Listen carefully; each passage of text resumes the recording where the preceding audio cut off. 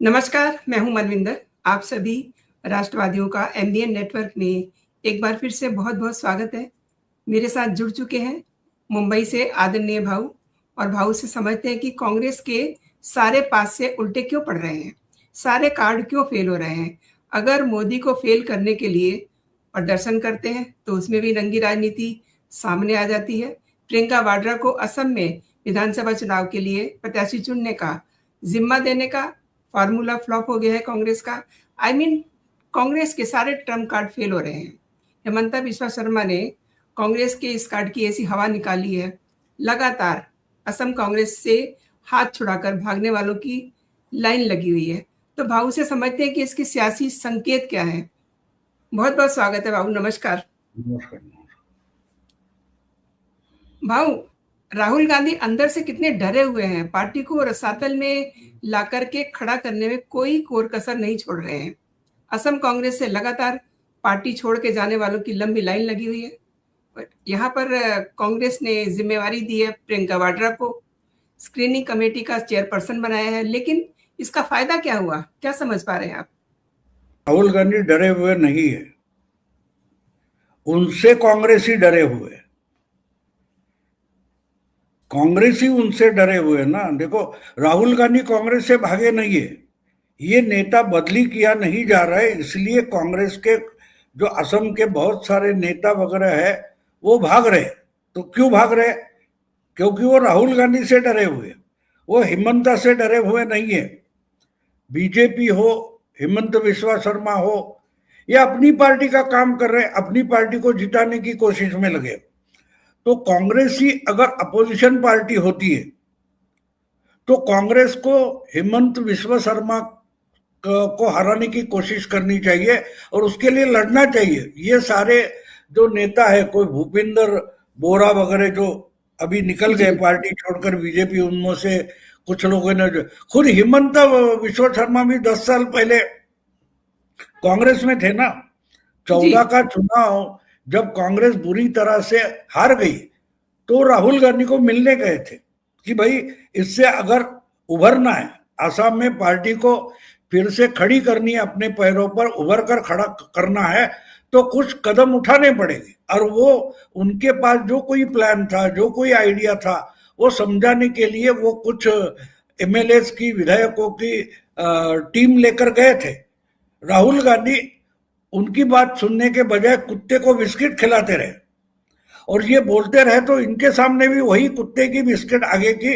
तो हेमंत बिस्वा शर्मा बहुत गुस्सा हो गए और वहां से बाहर निकले, वो सीधे बीजेपी के ऑफिस में चले गए। तो राहुल गांधी डरे हुए नहीं है, राहुल गांधी किसी से डरते नहीं। मैंने एक बार कहीं बोला है, शायद इस हफ्ते में, कि राहुल गांधी से तो खुदा भी डरता है, क्योंकि नंगे से खुदा डरता है ना, बाकी किसी से खुदा डरता नहीं। तो राहुल गांधी डरा हुआ नहीं है। राहुल गांधी से बहुत सारे कांग्रेसी डरे हुए हैं कि ये तो पार्टी डुबाएगा और ऐसी पार्टी में हम टिके रहे तो पार्टी के साथ हमको भी डुबा देगा।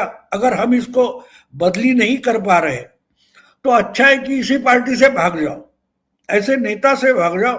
और वो भाग रहे, वो हेमंत बिस्वा शर्मा से या बीजेपी से डरे हुए नहीं है। जो कांग्रेस छोड़कर भाग रहे हैं वो अपने ही नेता से डरे हैं। अगर नेता अच्छा होता, लड़ने की तैयारी में होता, तो वो सब हेमंत बिस्वा शर्मा और बीजेपी से लड़ने को तैयार थे। लेकिन उनको लगता है कि ये खुद ही पार्टी डुबोने के लिए निकला है। तो जो पार्टी चुनाव जीतना चाहती है, जो पार्टी पॉलिटिकली जिसका कोई भविष्य है, उसके साथ चले गए, इसलिए वो निकल गए, इससे ज्यादा कुछ नहीं। लेकिन राहुल गांधी डरे हुए नहीं है, ये दिमाग से निकाल लो। राहुल गांधी डरे हुए नहीं है, वो किसी से भी नहीं डरते। मोदी की बात छोड़ो, वो खुदा उनसे डरता है, मोदी क्या डरेगा। और अब तक के चुनाव में राहुल गांधी सुपर फ्लॉप रहे हैं, तभी तो अपनी बहन प्रियंका को असम चुनाव में उन्होंने ये जिम्मेदारी दी है, तो खुद भी तो एक्सपोज हो गए ना। ये भी तो एक बट्टा है ना राहुल पर, कैसे देखते हैं? नहीं, राहुल गांधी चुनाव जीतने के लिए अगर लड़ते हैं नहीं ना। राहुल गांधी के राजनीति से कोई मतलब नहीं है। वो जो भी कुछ करते, उसका राजनीति से, चुनाव से, कांग्रेस पार्टी से, कांग्रेस पार्टी के कार्यकर्ता से, कांग्रेस पार्टी के भविष्य से राहुल गांधी को कोई लेना देना है नहीं। वो टाइम पास के लिए आते हैं। चलो आज कुछ करे, वो 10 साल पहले की आप एक कोई किसी कोल्ड ड्रिंक की एड आपको याद होगी, चलो कुछ तूफानी करते हैं वगैरह, जी जी से उस बिल्डिंग पर जंप करते थे या और कुछ करते थे, पहाड़ पर चढ़कर नीचे कूद देते थे, ये आपने देखा होगा। तो राहुल गांधी उस कैटेगरी के नेता है, कुछ तूफानी करना है उनको, तो कुछ तूफान करने जाते हो आप तो आपका नुकसान भी हो सकता है। लेकिन यहां बात यह है कि राहुल गांधी का नुकसान पॉसिबल नहीं है। राहुल गांधी जो भी करते हैं उससे पार्टी का नुकसान होता है, और ये हम लगातार पिछले 12-13 साल से देख रहे हैं। तो इसलिए एक एक करके इनको छोड़कर नेता निकल गए। तो अजीब बात ये थी कि इनकी जो छोटी बहना है, जिसको दुनिया प्रियंका वाड्रा गांधी करके पहचानती है, वो ऐसा कहा जाता था कि अगर राहुल गांधी फेल हो गए तो कांग्रेस के पास एक ट्रम्प कार्ड है, और वो ट्रम्प कार्ड कौन है, तो प्रियंका वाड्रा है, क्योंकि उसकी नाक बिल्कुल इंदिरा जी जैसी है, उसकी हेयर स्टाइल बिल्कुल इंदिरा जैसी है। अब इंदिरा जी की मृत्यु होकर कुछ 41 साल हो गए, 41-42 साल हो गए, यानी वोटर जो हमारे भारत का है उसमें आधा वोटर अगर 40 के नीचे का है तो उसको तो इंदिरा गांधी मालूम ही नहीं है, उसका जन्म ही इंदिरा हत्या के बाद हुआ है। तो प्रियंका वाड्रा इंदिरा गांधी जैसी दिखती है या मर्लिन मनरो जैसी दिखती है, उससे कोई उसको मतलब नहीं है। तो इंदिरा गांधी महान थी और इसकी ये पोती है, इसके लिए वो जो प्रचार करेगी उसको ही वोट देंगे, ये मामला बचकानी बात होती है। लेकिन कुछ कांग्रेस वाले हैं, कुछ पत्रकार भी है, ये बात मैं पिछले 15 साल से सुनता आया हूं कि प्रियंका वाड्रा बिल्कुल अपनी दादी जैसी दिखती है, क्योंकि ये बुढ़े हो गए 60-70 साल के, इनकी इंदिरा भक्ति है, वो उसमें इंदिरा गांधी देख रहे, लेकिन वोटर नहीं देख रहा है ना, वोटर नहीं देख रहा है। और इसलिए ये बार बार बोला गया पिछले 10-12 साल में कि राहुल फेल होता है तो प्रियंका वाड्रा कांग्रेस के लिए ट्रम्प कार्ड होगा। अब वो ट्रम्प कार्ड इस्तेमाल तो हो गया, कोई नई बात है नहीं। 2022 के चुनाव में ये ट्रम्प कार्ड का पहले इस्तेमाल हुआ यूपी में, आपको याद होगा। तो राहुल गांधी ने 1-1.5 साल पहले ही इनको जिम्मेदारी दी थी, और पहली बार प्रियंका वाड्रा कांग्रेस की जनरल सेक्रेटरी बन गई और इसको यूपी का प्रभारी बनाया गया था। यूपी के चुनाव 2022 में होने वाले थे, तो उसमें प्रभारी बनकर इनको अपॉइंट किया गया। तो वो वहां पहुंची तो लखनऊ में इनको रिसीव करने तक कोई नहीं था। तो हमारे मराठी में एक कहावत है, वसाड गावचे पाटील, यानी जो गांव बसा ही नहीं, उजड़ा हुआ एक गांव है, वहां का मुखिया किसी को बनाया जाए तो उसको वसाड गावचे पाटिल बोलते हैं। तो एक तरीके से प्रियंका वाड्रा को यूपी का इंचार्ज बनाया गया। तो यूपी में था क्या, एक एमपी था, सोनिया गांधी अकेली एमपी थी रायबरेली से, और अमेठी से राहुल गांधी हार चुके थे।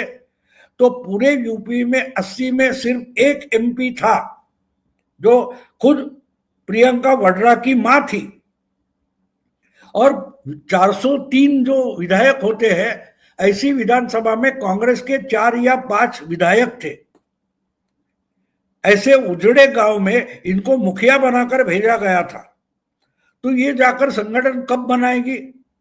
चुनाव लड़ने के लिए बाकी सब साधन जरूरी होते हैं, लेकिन सबसे बड़ी जरूरत होती है वो संगठन की जरूरत होती है।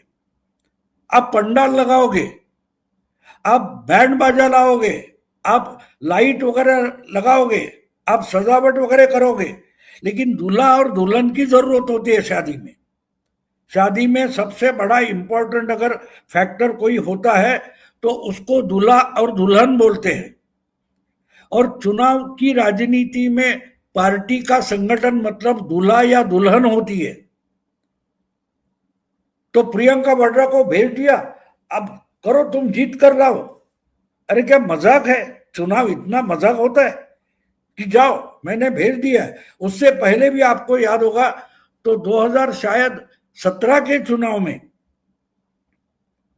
जी प्रशांत किशोर को इन्होंने साथ में लिया था।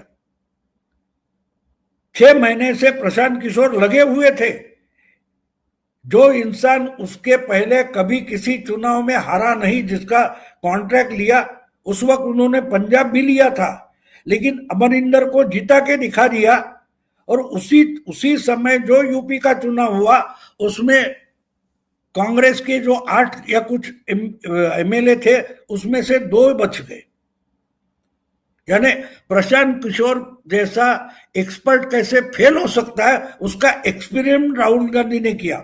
और मुझे ये बात इसलिए याद है कि जब प्रशांत किशोर ने इनका कॉन्ट्रैक्ट लिया था तो मैंने ब्लॉग लिखा था। उस वक्त मैं यूट्यूब वगैरह नहीं बनाता था। तो मैंने लिखा था कि प्रशांत किशोर ने जिंदगी में सबसे बड़ा रिस्क लिया है। अपनी जो उन्होंने जो इज्जत कमाई है कि ये खड़े हो जाते हैं तो चुनाव जीता जाता है, तो वो मटिया मेट हो जाएगा, ये भविष्यवाणी मैंने की थी। और वो बिल्कुल राहुल गांधी ने साबित कर दी, क्योंकि उनको लगता था कि भाई अगर यूपी में फिर से ताकत से खड़े हो जाते तो हमारा दिल्ली का रास्ता खुला हो जाए। और इसलिए प्रशांत किशोर को लिया था। लेकिन एक बात होती है, आप जिसको एडवाइजर बनाओ, आप जिसको सलाहकार बनाओ, आप जिसको स्ट्रेटेजिस्ट बनाओ, उसका सुनना भी पड़ता है ना। अमिताभ बच्चन कितना भी बड़ा एक्टर हो, नाना पाटेकर कितना भी बड़ा एक्टर हो, लेकिन जिस फिल्म में काम करते हैं उस फिल्म में उनको डायरेक्टर जो बोलेगा, कैमरामैन जो बोलेगा, स्क्रिप्ट राइटर जो लिखेगा, उसके तरीके से चलना पड़ता है। मैं अमिताभ बच्चन हूं, मैं बोलूंगा वही डायलॉग है, ऐसे ना अमिताभ बोलेगा ना नाना पाटेकर बोलेगा। डायरेक्टर की बात सुननी पड़ती है। स्क्रिप्ट राइटर जो होता है उसने जो स्क्रिप्ट लिखी है उसके अनुसार ही चलना पड़ता है। लेकिन राहुल गांधी तो ऐसा कुछ मानेंगे नहीं। अब देखो, मोदी को 2014 का चुनाव प्रशांत किशोर ने जीत कर दिया, इससे उनका बोलबाला हुआ था। फिर उनकी जमी नहीं बीजेपी में, उन्होंने केजरीवाल को मदद की। 2015 में केजरीवाल को जीता कर दिखाया। फिर 2015 में नवंबर में जो बिहार का चुनाव हो गया तो बीजेपी ने अच्छी तरीके से लोकसभा जीती थी। फिर भी प्रशांत किशोर लालू और नीतीश के साथ चले गए और बीजेपी को हरा के दिखाया। कहने का मतलब ये है कि उसके जैसा एक्सपर्ट भी अगर राहुल गांधी मिट्टी में मिलाकर दिखाते हैं तो ये राहुल की काबिलियत है। अब अच्छी से अच्छी चीज लाकर दे दो, मैं तोड़ मरोड़ कर उसको मिट्टी बना दूंगा, ये उनकी काबिलियत है। तो इसके लिए यूपी जितना दूर की बात थी, बुरी तरह से हार गए। वो आपको याद होगा, वो सब चाय पे चर्चा जैसा मोदी के लिए चलाया था प्रशांत किशोर ने, तो खाट पे चर्चा, वो लोग जमते थे, वो खाट चुरा कर लेके जाते थे। तो 3-4 हफ्ते में खाट पे चर्चा प्रोग्राम बंद करना पड़ा था। तो कहने का मतलब ये है कि अगर आपके पास पार्टी नाम का ऑर्गेनाइजेशन कोई नहीं है तो आप दुनिया का सबसे अच्छा सॉफ्टवेयर लाओ, अच्छा टेक्नोलॉजी लाओ, अच्छा एडवाइजर लाओ, उससे कुछ होने वाला नहीं है। इसलिए मैंने जो पहले उदाहरण दिया, आप अच्छा पंडाल लगाओगे, आप अच्छी लाइट करोगे, आप फूल वगैरह के सजावट करोगे, लेकिन दूल्हा दुल्हन की जरूरत होती है। तो अगर संगठन नहीं है तो इसलिए 2022 में ये गई तो वहां कोई नहीं था, कुछ भी नहीं था। और जो आते हैं वो इनके सामने अपना चेहरा दिखाने के लिए आते हैं और संगठन है नहीं। मैंने कहीं एक दिल्ली की बात सुनी, एक शायद आज तक रेडियो करके जो एक प्रोग्राम चलता है, वीडियो दिखाई देता है, जी जी जी, ने बोला कि कांग्रेस के बहुत सारे नेता ऐसे वो पार्टी को दिखाते हम गरीब है, इसलिए फॉर्च्यूनर वगैरह गाड़ी से आते हैं और 2 किलोमीटर पहले कहीं गाड़ी पार्क कर देते हैं और रिक्शा से, ऑटो रिक्शा से पार्टी ऑफिस में आते। तो ऐसे लोगों का जमावड़ा कभी संगठन नहीं होता, कभी संगठन नहीं होता। संगठन में मेहनत करने वाले और कम एक्सपेक्टेशन पालने वाले लोग होते हैं, वो संगठन को जीता देते हैं। ऐसा कोई कांग्रेस में बचा ही नहीं है।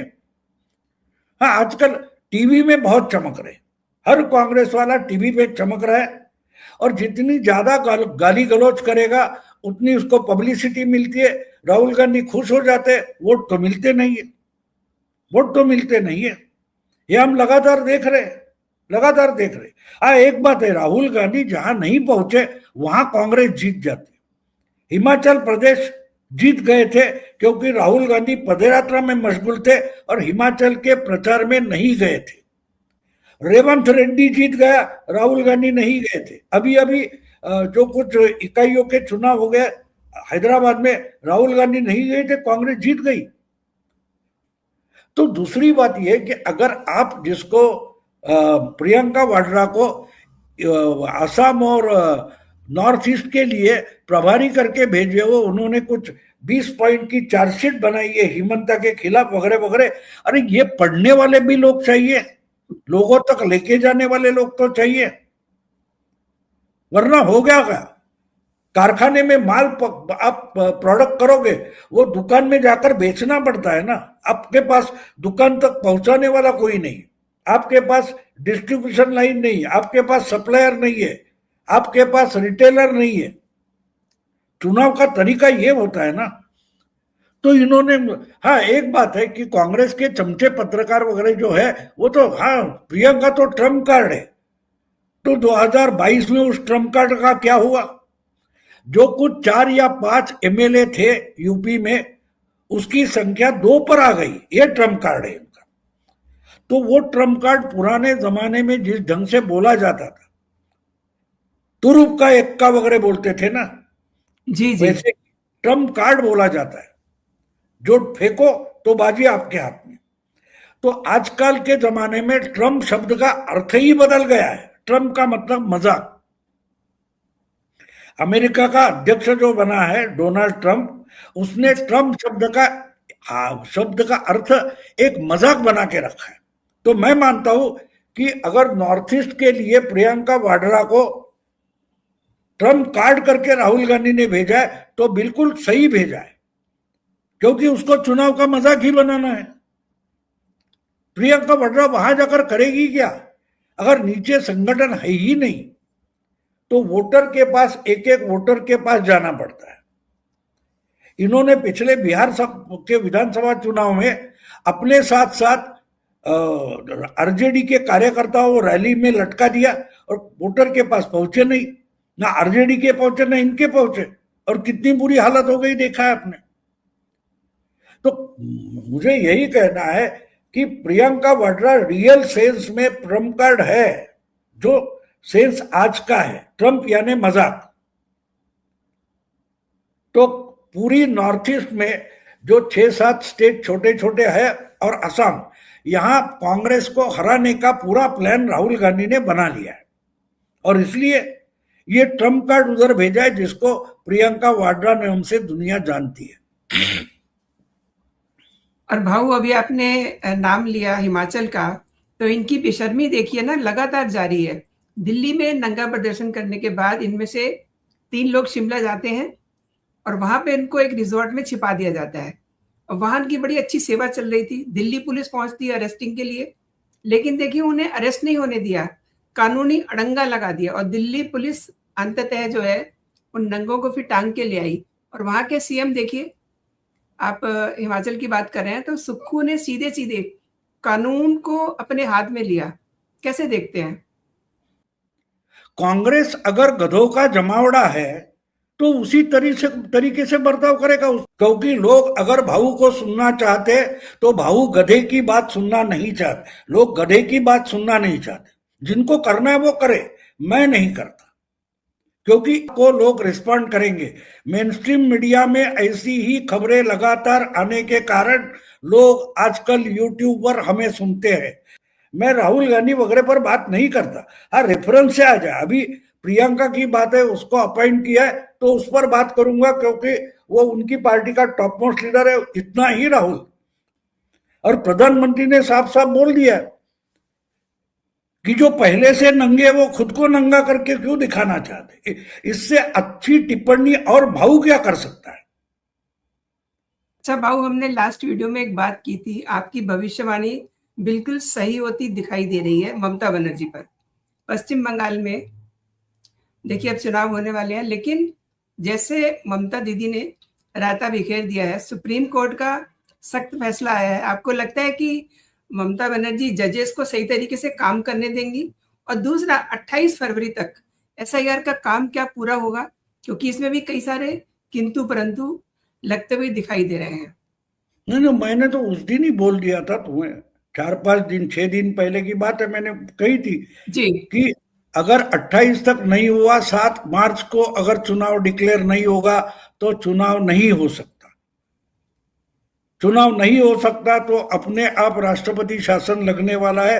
ये तो मैंने भविष्यवाणी की थी उस पर। हाँ, बाकी का मीडिया आप बोले, मैंने खाकर थूका हुआ फेंका हुआ है ना, उस पर मीडिया चलता है तो चलने दो। मैं थूका हुआ वापस नहीं बोलता। मैंने सबसे पहले 7 मई की बात मैंने की थी ना। अब आहिस्ता आहिस्ता बाकी का मीडिया वहां आ रहा है। मैं एक्सक्लूसिव रहता हूं, एक्सक्लूसिव रहता हूं। तो ये मुझे मालूम था होने वाला है। मुझे मालूम है ममता क्या करेगी। उसने अपने आप राष्ट्रपति शासन का जो चांस है वो परोस दिया है। मोदी शाह को ये राष्ट्रपति शासन लगाने की जरूरत नहीं है। अगर समय पर चुनाव का टाइम टेबल नहीं आएगा तो सुप्रीम कोर्ट और चुनाव आयोग मिलकर ही राष्ट्रपति शासन लगाएंगे। ये मैंने भविष्यवाणी की है। और देखते हैं, अभी तो 4-5 दिन का समय बाकी है, पता चलेगा क्या होगा। तो ममता क्या करेगी ये सवाल नहीं है। ममता गलतियां करेगी और ममता गलतियां कर रही है। ममता पहले दिन से, मैं 2-3 महीने से मेरे सारे मराठी हो हिंदी हो वीडियो आप देखो, मैं बोल रहा हूं कि ममता गलती कर रही है। ममता केजरीवाल के रास्ते से जाकर गलती कर रही है। अगर उसको चुनाव जीतना है हेमंत सोरेन के रास्ते पर जाना चाहिए, ये मैंने बोल दिया। उसने गलती की है, उसको भुगतना पड़ेगा। और जो होता है वो अगर आप चारों ओर से देखो तो आपको बातें पता चलेगी। अगर ममता जो गलती कर रही है, 7 मई के बाद उसकी गलती की कीमत उसको चुकानी पड़ेगी, इतनी सीधी बात थी। लेकिन कोई मीडिया उसकी दखल नहीं दे रहा है। क्यों नहीं दे रहा है? क्योंकि उनको खबर तक पता नहीं है। 10 कुत्ते, इसलिए मैंने बोला ना, चौराहे पर कुत्ते सो रहे हैं, एक पत्थर मारो भौंकना शुरू कर देते, बस वही जर्नलिज्म हो चुका है। आज 10 कुत्ते भौंक रहे थे, उसमें 3 काले थे, 2 सफेद थे। कल 12 कुत्ते भौंक रहे थे, एक बुढ़ा था, 3 लड़के बच्चे थे। ये खबरें बन गई है। हर दिन कोई ना कोई कुछ भी गधे जैसी बात करता है, उस पर डिबेट भी चलते। तो मैं ऐसे डिबेट नहीं करता। क्यों नहीं करता? क्योंकि वो खबर ही नहीं है। खबर जो है वो देखो, आंखें खोलो। अगर आंखें खोलते तो बहुत सारे लोगों को 1 महीना पहले पता चलता कि अगर 7 मई के पहले चुनाव नहीं होगा तो ममता को इसकी बड़ी कीमत चुकानी पड़ती। लेकिन भाऊ छोड़कर किसी ने ये बात नहीं बताई। इसका मतलब क्या है? उनको खबर ही नहीं पता है, खबर ढूंढना नहीं चाहते। तो ममता गलती करती रही है, जब उसको कीमत चुकानी पड़ेगी तब पता चलेगा। जब उद्धव ठाकरे ने अलायंस तोड़कर जाकर चीफ मिनिस्टर बने, मैंने जो कुछ लिखा है आज वही उनकी पार्टी के लोग, मेरे दोस्त भी है, बोलते कि आपका सुनना जरूरी था। मैंने बोला मरने के बाद दवाई देने से क्या मतलब है? मैंने बोला था। हाँ, क्योंकि मेरा कॉन्शियस क्लियर है कि तुम आत्महत्या करने निकले हो, मैंने रोकने की कोशिश की थी। बस ये मेरी पत्रकारिता करके जिम्मेदारी होती। हाँ, इसका कदम सही है कि नहीं, गलत है कि नहीं, अरे वो मरने के बाद क्या करेंगे, तो उसको रोकने की कोशिश मैंने की थी। बाकी मराठी मीडिया नहीं कर रहा था तो नुकसान हो गया। अगर ममता जिस ढंग से बोल रही थी, अरे हाँ ममता ने इसको झटका उसको तटका, ये सगड़े खबरें लगा रहे थे ना। अब किसकी टांग अपने ही गले में आ गई है देखो,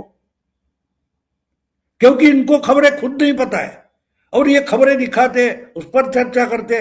मैं वो खबरें देखता तक नहीं, मुझे हेडिंग से पता चल जाता है ये खबर नहीं है, ये अफवाह है, ये नैरेटिव है, वो खबर में देखता नहीं हूं, बनता नहीं हूं, मैं खबर सीधे देखता हूं।